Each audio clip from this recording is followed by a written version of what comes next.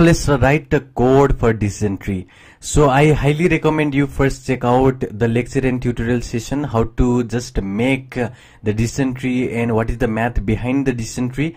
So dysentery is also known as a classification and prediction problem based on the supervised machine learning, where data is continuously split according to the certain parameter. So you can see data has been splitted and each of this data has the corresponding outcome, and the value of outcome will ranges based on those classes. So that means it is a classification problem, and this dysentery consists of nodes, edges and leaf node. And we have already seen all the algorithm. Now here the algorithm that we have learned, the GINI algorithm, the information gain algorithm and everything will be implemented by the library of scikit-learn.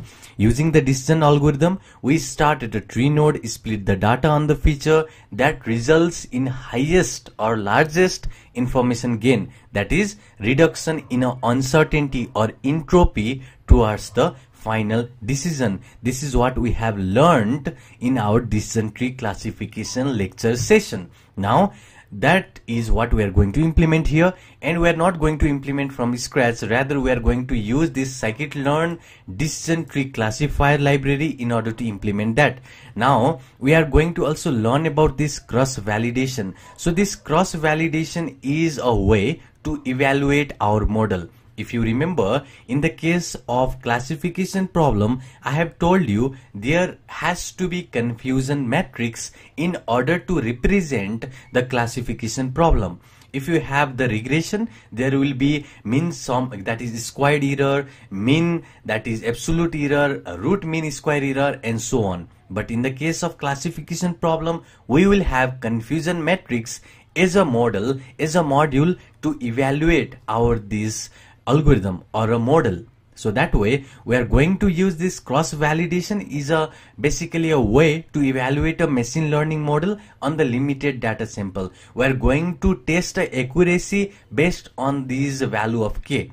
So here k is basically going to be 10, so that means we are going to test our model 10 times on that particular data. Since our data in this case is only 500 rows, so that means we can use this cross validation to check whether our model is accurately predicting or not. So firstly we are going to implement our dysentery. So for that we are going to just use this 2 line of code. Here you can see first of all from scikit-learn, this is the library where we have this dysentery classifier, which is basically going to be our classification model. And here we can see we made the object of this dysentery classifier. Here we have given the criterion to be the entropy. So here doing this line of code, our that is math behind this dysentery, behind making of dysentery has been implemented with this line of code, with these 2 line of code. Here you can see firstly we have created the object of this dysentery classifier and the object name is CLF. And inside the CLF we have called this fit. After calling this fit function will take the training data. So training X and this training Y. So it takes training input, training output, and this fit is going to now create us the decision tree. So all the algorithm that we have just learned in the lecture session about the entropy, how the entropy is used, how the information gain is used to create the decision tree and so on, is created by this line, these 2 lines.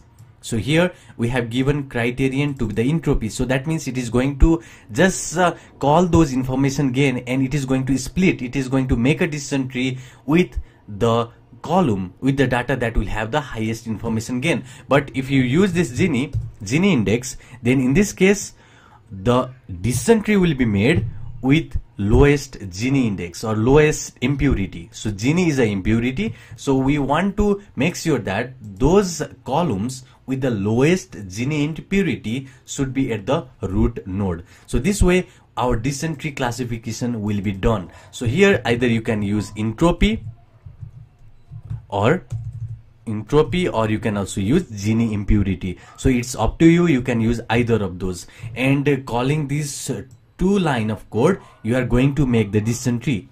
Now we have this predict function. In this predict function we have given this sample data, but this is testing data.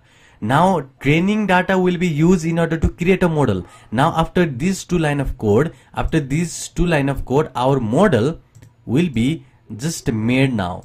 So our model will be here created. These two lines will create our model now. So now in this model, our model has been created.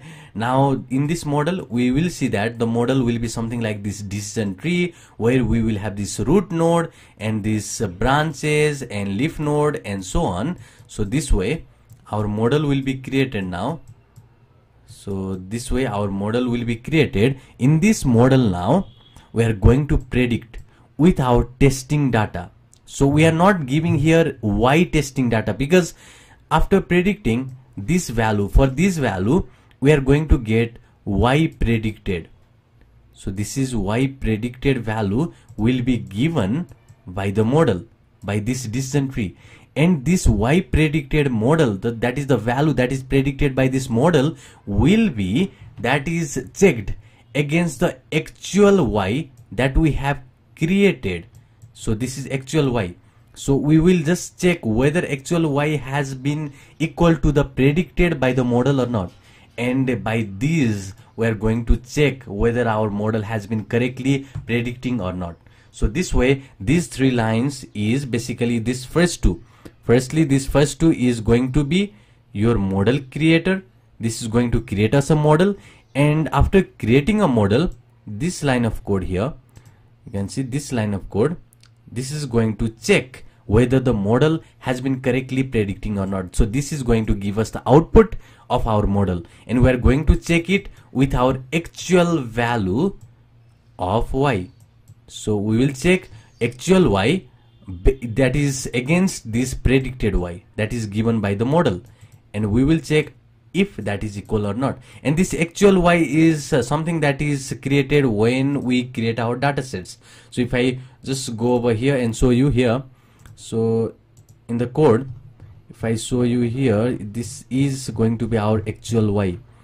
So here, let's say here this is our actual y, these values is our actual y. So these values will be actual y, and we are going to test. Let's say we basically give the model this data, this input, this feature input, this data will be given to the model, and model will give us some prediction. Let's say model gave this class to be in the 2 class. That means obviously it is in the 2. This is our actual, and this is by the model. So this is, that is valid, this is accurate, model is predicting accurately. But what if model gave us that this data, this value, this ranges of input samples belongs to class 0? So that means it is incorrect, because model has predicted incorrectly. Actually it was at the class 2. It should be predicted as class 2, but it has predicted to the wrong classes. So that means our model has falsed, our model has failed to correctly classify this data to some of these outcomes. So this way we are going to predict, we are going to test our model on different on-scene testing data. So this way our work is done right here. Now after that, we use this cross validation score that is imported right here from model selection. We check it in order to see whether our model has highest accuracy or not. So we did here 10 iteration, and we saw these 10 accuracy on every instances. So accuracy has been predicted over here with this matrix.accuracy score. We give this testing data with the predicted data. Testing data is actual data. This is the actual data. This y predicted is the data that is predicted by the model. We just check this value. If they are equal, then model has highest accuracy. If they are different, then model has lowest accuracy. Our accuracy for the model is 79%. We use this cross validation to check for multiple, that is accuracy. We check for this 10 value. So that means you can see here 10 values for accuracy has been plotted, which in this case the highest accuracy is 93 here. 93 is the highest accuracy over here. We did this for the small amount of data. It is infeasible in large amount of data, but in the case of this small data like 500, 1000, 2000 data, cross validation also works fine. So now we have created our decision tree. Our created decision tree has been made with only these 3 lines of code, where first we make our model, using this line of code, and after that we make this prediction. With this, we just plotted the accuracy right here with this line of code, and our accuracy was 79%. We also checked for multiple times with that same data, and we got the highest accuracy to be 93%. So exceeding this is the maximum highest accuracy that we can get from this data and from this model, and the lowest accuracy that we can get is 0.53. so that is 53% is the lowest accuracy that we can get using this data. So this is what we have done. Now our next problem is the confusion matrix. Since this is a classification problem, in order to evaluate decision tree classifier, we have to plot confusion matrix, which will be covered in the next lecture.